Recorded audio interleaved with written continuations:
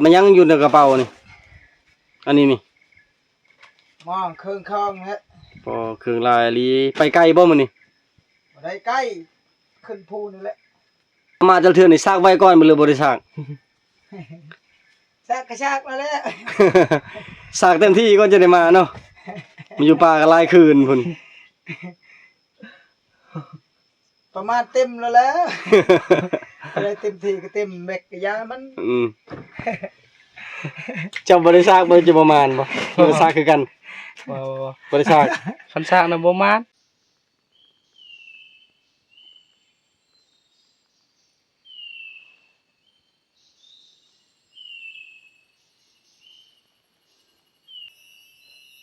ต้นไม้แต่ละต้นโอ้มาบาดเถือซากไว้ก่อนเนาะ คักอลีซากไว้ก่อนเห็นสูตรเพิ่นนะ สบายโท เวลาใดหอน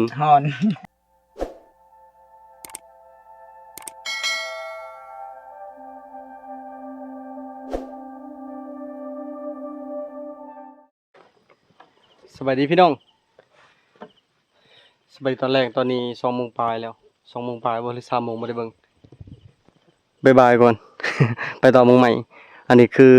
บ่ยังเคยขึ้นอยู่มันเป็นจำจอมนี่นะแต่มื้อนี้เฮาขึ้นกับบ่พังปุ๊ทางพุ่นนั่นไกลแฮงอะลีประมาณ4 โลพุ่นละบ่อนเฮาไปมื้อนี้แต่ว่าพอดีทางนี้บ่ยังไปแล้วชุดเมื่อวานนี้แต่ทางนั้นก็ไปแล้วก็บ่พังไปวันนี้แล้วก็ไปเมื่อเช้านี้ก็บ่พังช่วงทางนี้มันทีมงานบ่นำเขาเจ้าไปเลย3 คนเขาเจ้าเลาะทั่วเบิด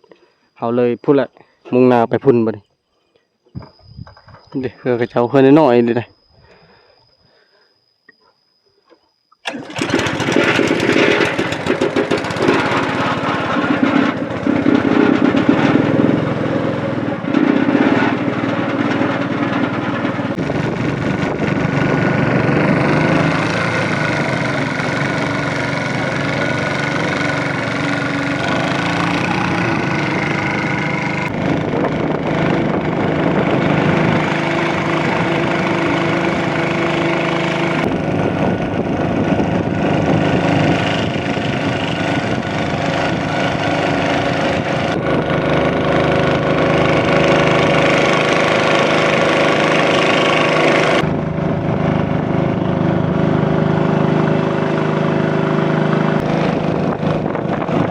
มื้อนี้เฮาสิพากันมานอนอยู่พี่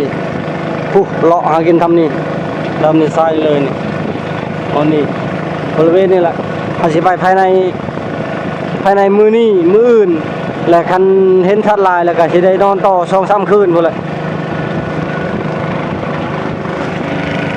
ลองเปลี่ยนเมืองใหม่พี่น้องเอ้ยเพราะเท่านั้นเขาเจ้าอยู่แล้วเฮาก็บ่อยากรบกวนเขาเจ้านะ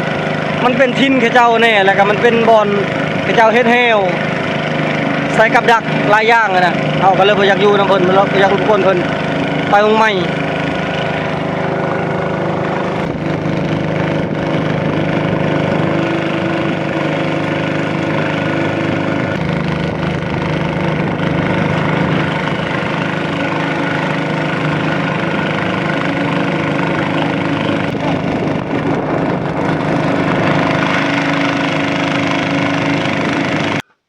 มาฮอดกลางพระบัดปะแล่นเครื่องของเปียก4 โมงปลายทวิตน่ะขี่เรือไปพุ่นแต่พอดีไปเจอทีมงานเขาเจ้าแล้วบ่อยากอยู่นำกันนี่จากอยู่พุ่นกับทีมงานเขาเจ้าอยู่เฮาก็นี่มาอยู่พี่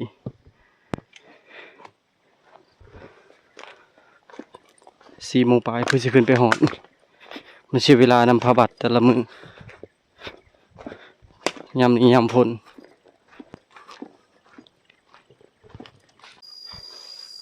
เราชิมมานอนอยู่นี่ก็ใกล้น้ำ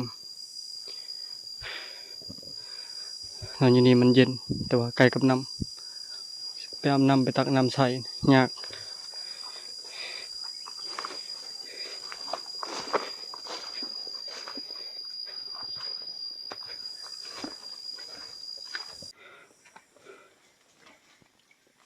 ช้อนปลาตามห้วยน้ำเย็น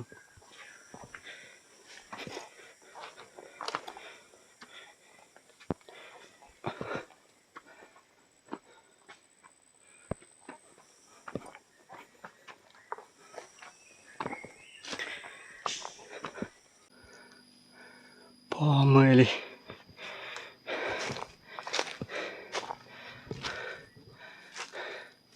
ขึ้นพูนในสังเทือนใจสิขาดโอ้เมื่อยเลยพี่น้อง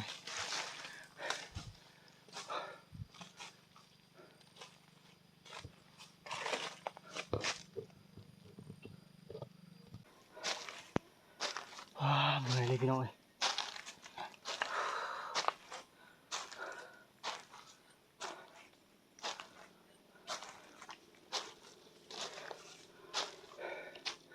เฮ้ยอะไรใครย่อยปุ๊บยังบ่ทันครึ่ง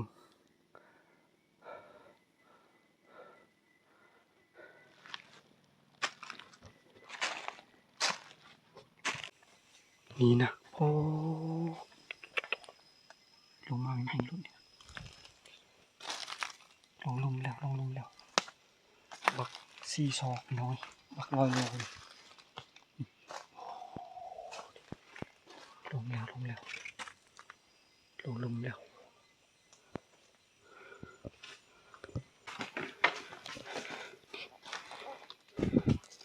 ยังยังเลยได้พี่เดือยมันนะสี่นิ้วเงินอะไรมันลงเก่งเลยนี่น่าจะลงอยู่ลุมหมดแหละเดี๋ยวนี้นะบอทันได้ขึ้นลงมาเช้านี่โหลนี่มาตามทางเราติ๊กๆเลยลงมาแต่พุ่นเลยเยืองบ่เป็นหมูมาเบิ่งอยู่เพียงพี่หอยเยืองปลาลงมาทำนี้เลย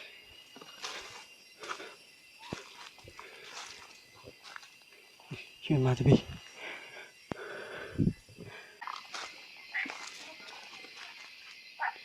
มาตามทางเลยด้านนี้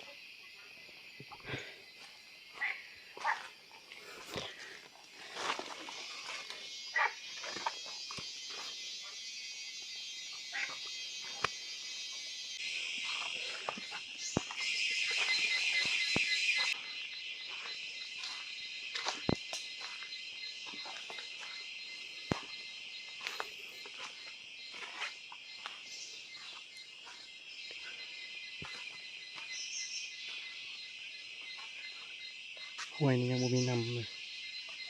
มีแต่น้ำน้อยหนึงจะถึงโคทันไหล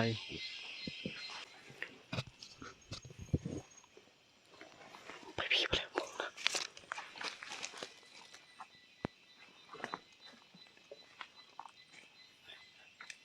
ไปพุ่นไปเลยเป็นพวงเลยอย่าไปอะไร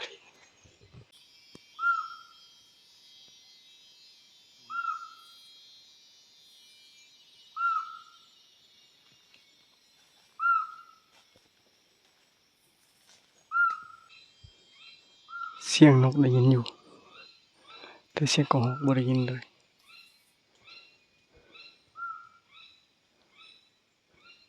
ทางไตทางพุ่นเสียงฟ้าห้อง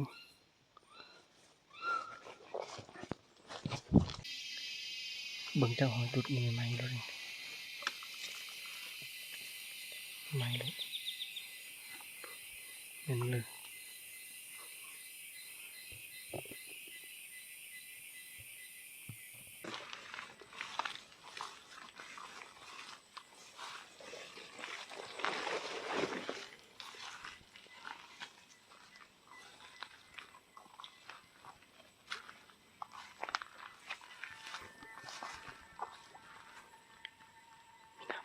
มีน้ำนั่น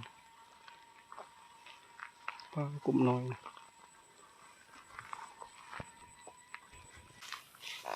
มื้อเช้านี้หมูออกดานนอกจากเช้าเห็นเลยอ๋อทางหมูแถวนี้ปะตัวหมูเลย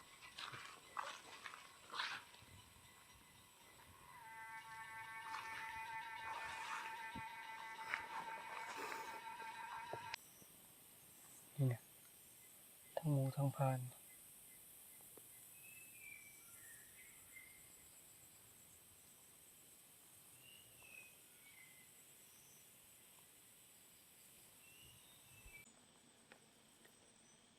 เวลาคำไวเลย หมอดานมีแต่หอยหมูหอยผ่านมีแต่จิตาการให้มืดก่อน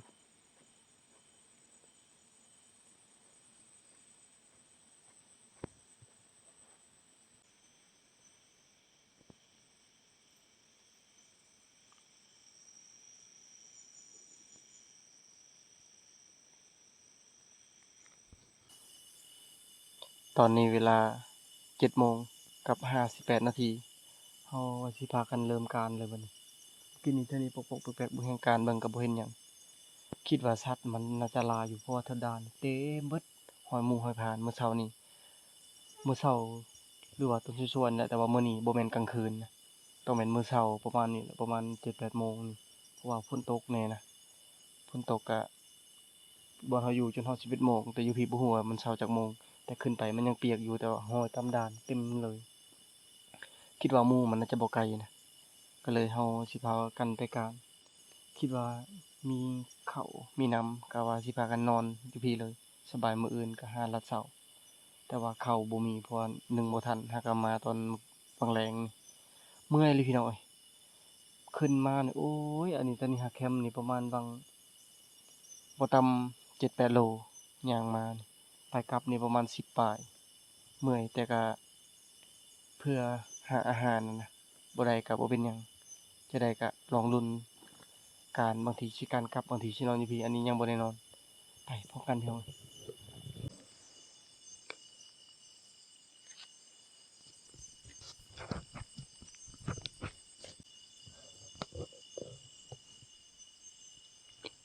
บ่ว่างจะไปจัดใหญ่แล้ว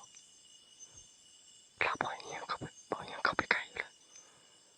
ลาเห็นจัดใหญ่แล้ว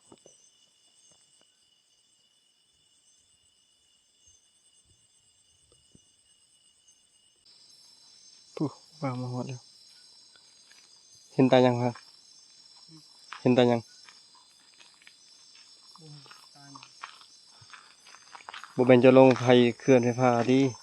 คือแม่นเลย โอ้ยฟิบา โอ้ตกใจ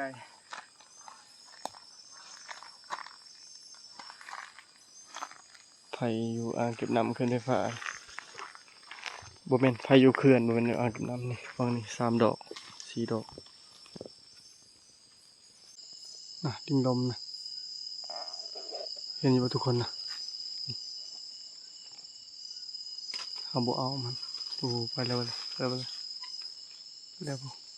ไวอะลินี่ปล่อยมันอ้อการนะเฉพาะลิงลมตัวเดียวงามเลยลุงบ่ได้เบียบ่ได้หยังนี่จับไปเชิญ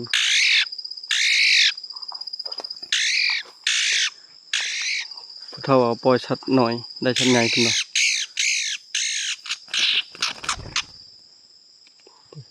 ขึ้นเลยน่าสิเป็นหมู่บ้านนี่เพราะมื้อนี้ฝนตกนี่โอ้แห้งคักเลยนี่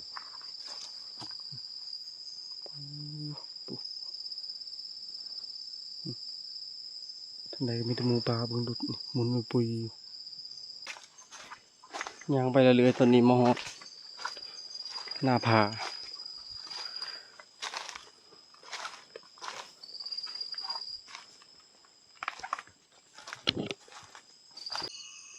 ตอนนี้มาลงมาฮอดแคมป์ซีแล้วแต่บ่ทันฮอดแคมป์พอดีบ่เห็นเก็บเอายอดผักนำบ่ยอดมักนำบ่หรือมักอื่นมันเกิดตามธรรมชาติ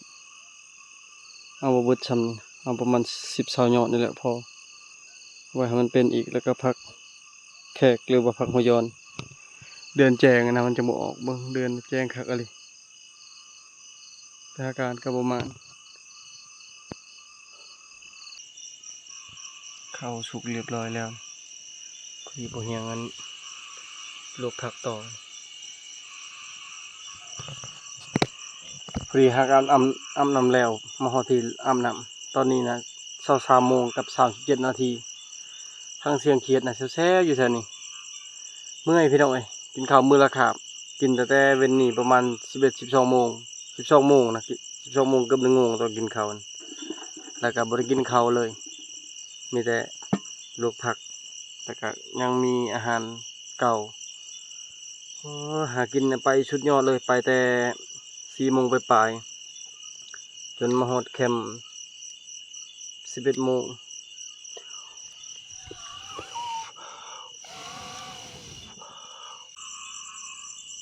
ปา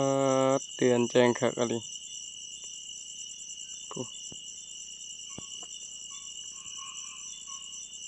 สัตว์มันก็บ่ออกแล้วเดือนแจ้งบัดนี้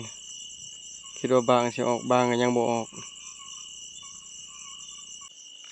แล้วเราได้ลูกผักจำแจวเอาพี่น้อยการหาอยู่หากินแบบนี้แหละมันบ่แน่นบ่นอน มีหยังก็กินซำนั้นพอแล้วทั้งผัก2 ชนิดที่จริงผักมันก็มีหลายแหละแต่บ่อยากเก็บลงมาเห็นซำใดก็เด็ดเอาแล้วก็พวกนกเป่าก็หอกปลามาเด้อพี่น้องปองป้ายบ่พังให้เจ้าถิ่นเขาก็ให้เพิ่นตลอดอันนี้นะบ่แม่นว่าให้เพิ่นแล้วต้องอยากได้น้ำเพิ่นบ่แม่นเฮาก็ให้เพื่อให้เพิ่นปกปักรักษาคุ้มครองให้เฮานั่นแหละอยู่เย็นเป็นสุขตลอดปลอดภัยคันมานก็ดีบ่มานก็บ่เป็นหยังขออนุญาตเป็นควายก่อนจักมือนี่คันควายกินเขาจะว่ากินหญ้าคนกินจะเอาแล้วกินผัก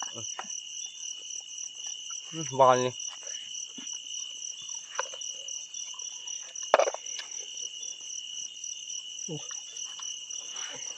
เข้าหวานคักเลย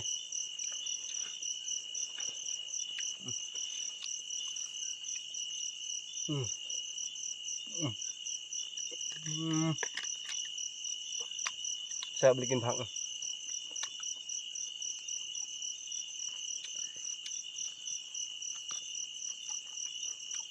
เทน้ำดู วางแผนผิดมื้อนี้เลยบ่มานมาฮอดพี่กลางเขาบัดแล้ว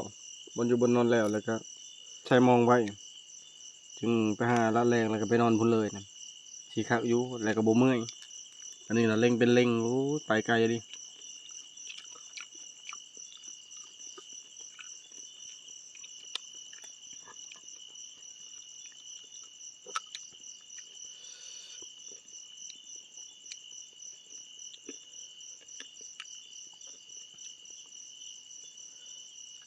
กินผักกระแซบคือกันบำรุงสายตาม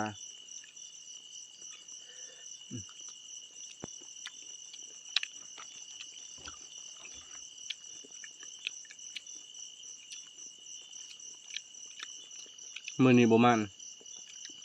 ลองเบิ่งมื้ออื่นเช้าบางทีสิได้ก็6 โมง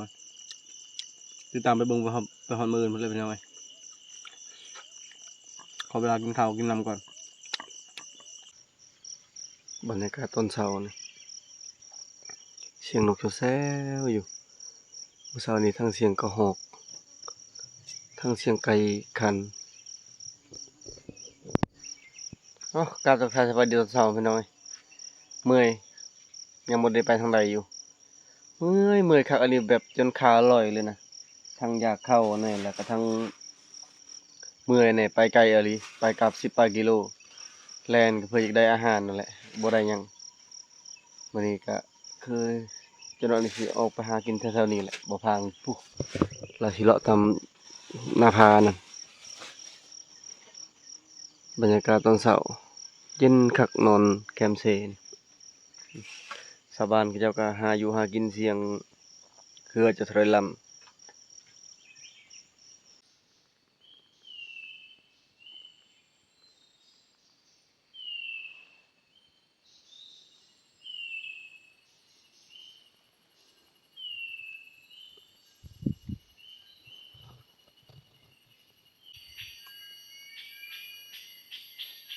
ห่างกอกโม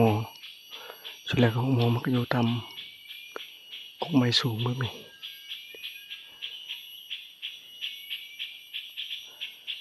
ต้นไม้มีแต่ต้นสูงๆเลยท่าน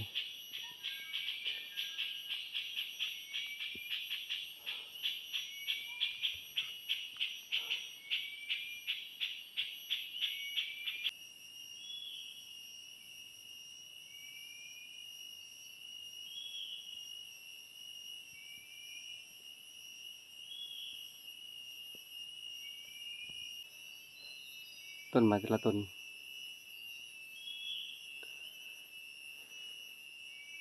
มันเป็นหากเป็นเงาใหญ่เบิ่งนี่จักสิเทียบว่าเป็นจักเม็ด4-5เม็ดพุ่นแหละแต่ชนพุ่นมาชนพี่เงามันน่ะคักกะลิครับแต่ละต้นนี่โอ้ยใหญ่เลย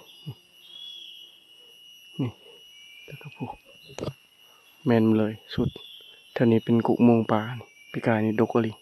ปีนี้บ่มีมากเลยปีกายนี่ทั้งกระหอกลิงขาแดงของหมอกินเห็นอันนี้ก็กุกใหม่ที่อันบางรัวมากินแต่เมื่อคืนนี้บ่เห็นออกบ่เห็นเข้า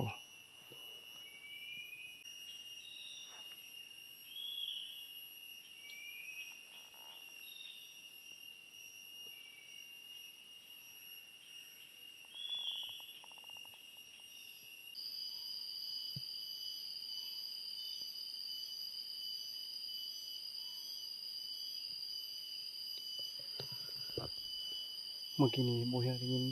เสียงชัดใหญ่จามบ่ฮู้ว่าเป็นตัวเงียงหรือตัวหยังบ่เห็นบ่อยู่กลางหัวอยู่ได้ยินคิดออกมาทางนี้ขึ้นมาก็บ่เห็นจักอยู่เถิงจักอยู่หลุมจักพาบ่งั้นสิแม่นเงียงตัวมันลงมาเมื่อวานนี้พุ่นแหละได้ยินชัดเจนกันเลยบาดเดียวนะมันจามไปครับบ่เห็น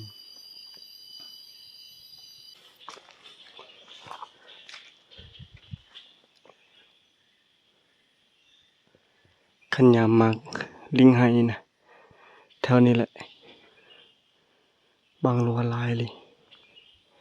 ปีนี้ก็ถือว่าได้หลายอยู่บ่พางขึ้นนี่วังนี้ลูกเลาะนี่แล้วบ่เห็นสิลองไปวังนี้ปุ๊ลาดไปหาสีเลย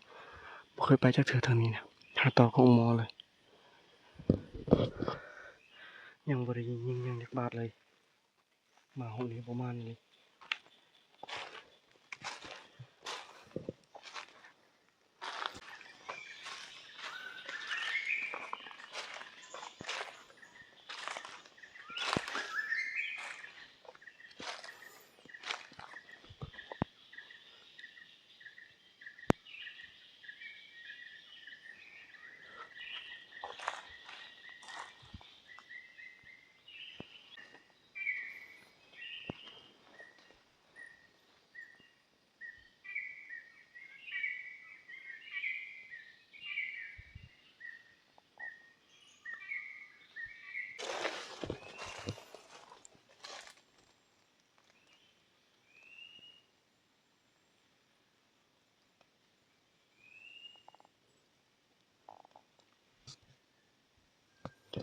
เบิ่งตาสิมีกระหอกแต่บ่เห็นกระหอกจักโตเลย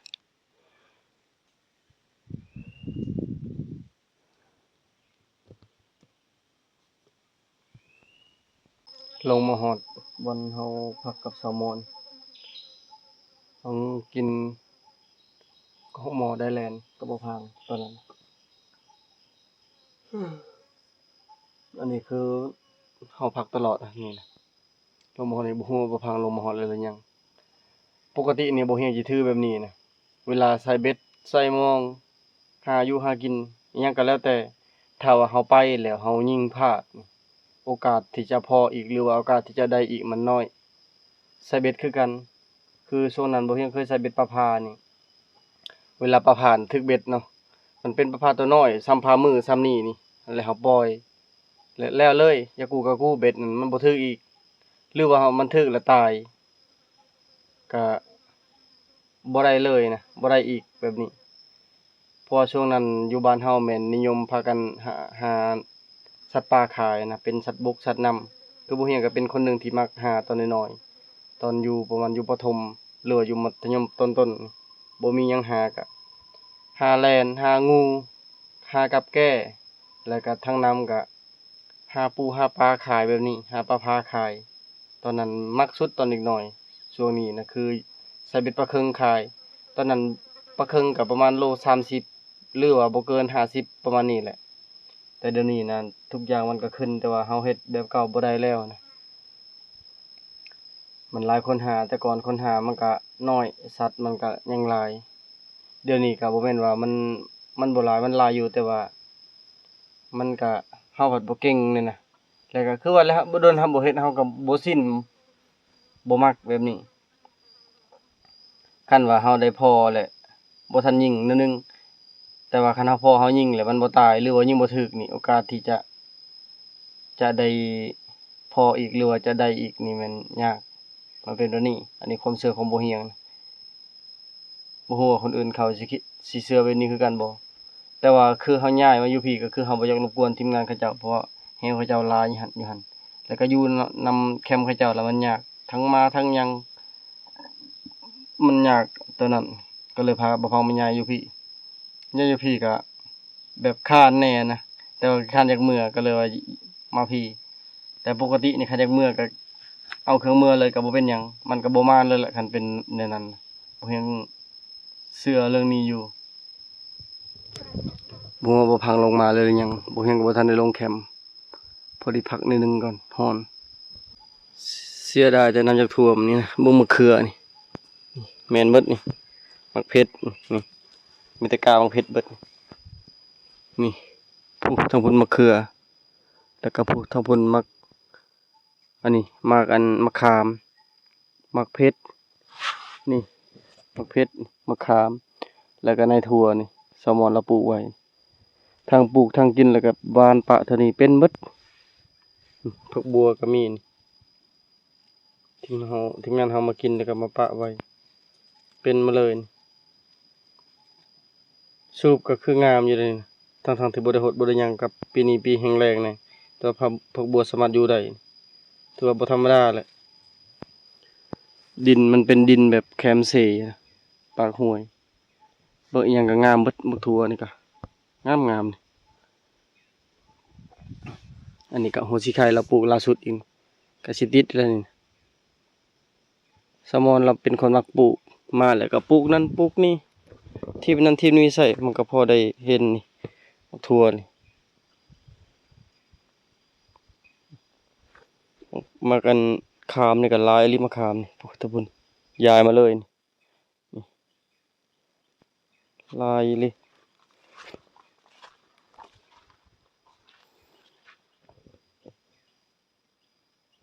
นะมักทั่วแล้วจะได้กินนี่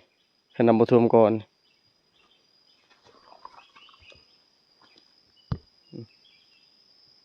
ทั่วแซลมอนยาอยู่ตรงนี้นี่มะเขือนี่ตามเบิ่งสิเป็นเฮือนผ่านหอน ผ่านหอนเพิ่นมาหาหอนนี่นะ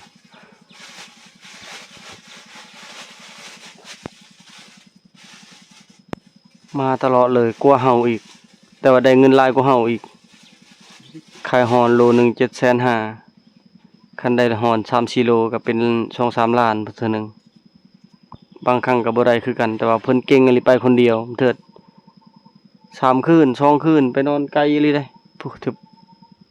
แถวถึงพู้นแหละแม่นลาวอีหลีนะในผ่านหอน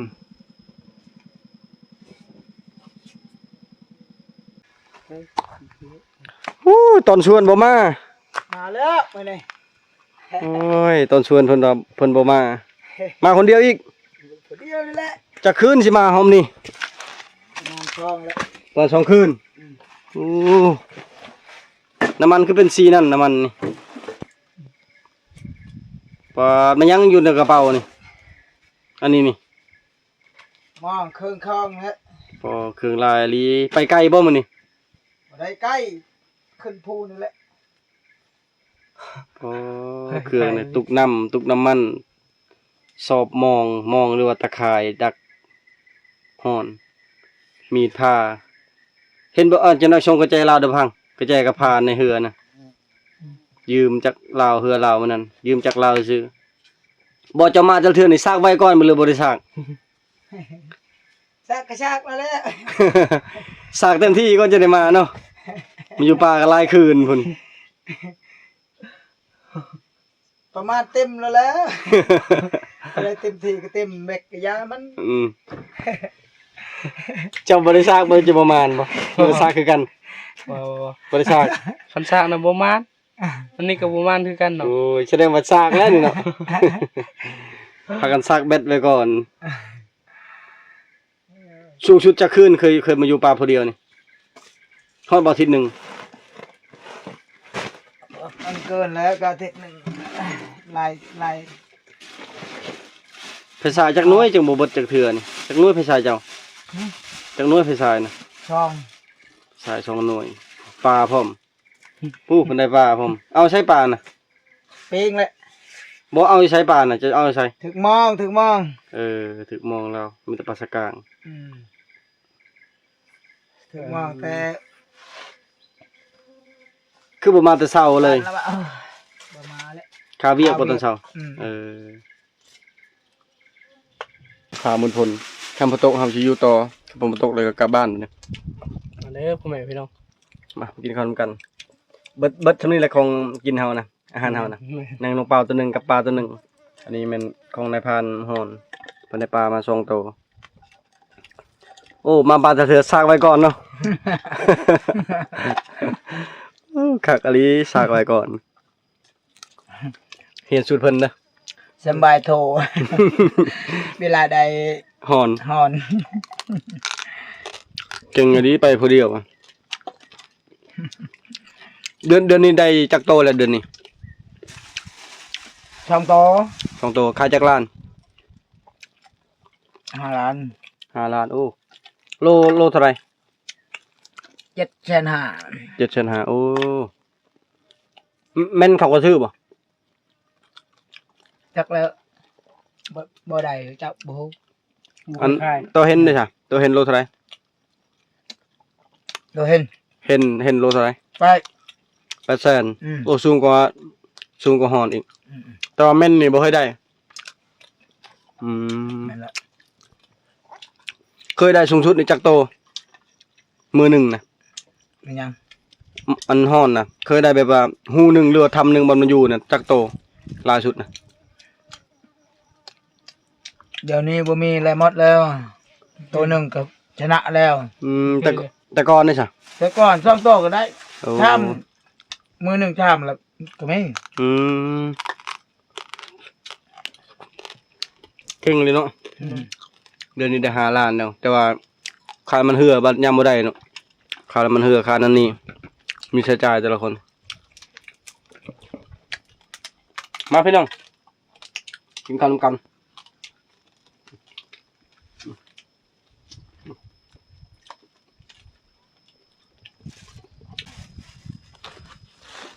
ป๋อยกจะไปยักขึ้นป๊ดอันนี้นี่ มอง3ด่างมองหรือว่าตะข่ายนะที่ก็จะดักห่อนอยู่นั่นแต่กันทงอันนี้อีกตุกนำอีกมองแหกแต่กระโปะครบเลยเขานำซัมปลาน้ำมันกับเพิ่นบ่ได้ขึ้นดอกในเชิงว่าเธอนี่บ่ตอนได้อันยินว่าเขาเจ้าลักจักเถือ ฮะ เขาลักไอ้นี่บ่จักเถือเจ้าตอนนั้นน่ะ เอาละ นำบ่ทันจนฮอดเดี๋ยวนี้บ่ นั่นแหละ ฟังเรื่องเล่าวิถีชีวิตเพิ่นแห่งใต้ต้นเนี่ยพี่น้องเอ้ยไปแบบไปผู้เดียวยามเครือก็เคยน้อยๆยามพ่นยามลมนี่คือจนน้อยนี่ก็เริ่มเข้าสู่ฤดูหนาวนี่เครือน้อยๆเดี๋ยวมันเถื่อก็ไปกะข้างอยู่ตามต้นไม้ตามหยังเบิดมือเลยสระน้ำพร้อมอยู่นะหั่นลำบากเลยได้เครือน้อยเครือเฮาก็ยังว่าย่านแล้วเครือเพิ่นน่ะแฮงน้อยรุดเครือเฮาหลายเท่าอีก